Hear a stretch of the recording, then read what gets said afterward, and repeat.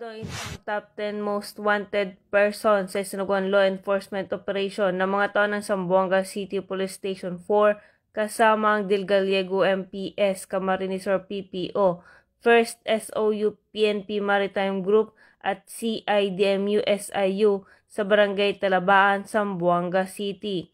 Kinilala ng mga otoridad ang suspect na 19 na taong gulang at residente ng nasabing lugar.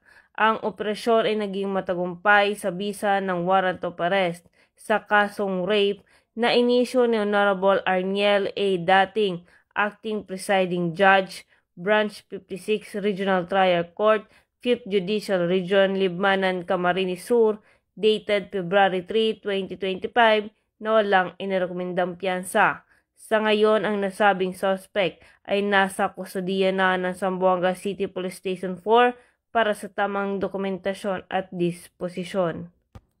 Mula rito sa Zamboanga Peninsula, ako ang inyong PNN correspondent, Patrolwoman Joy Sabyog, alagad ng batas, tagataguyod ng balitang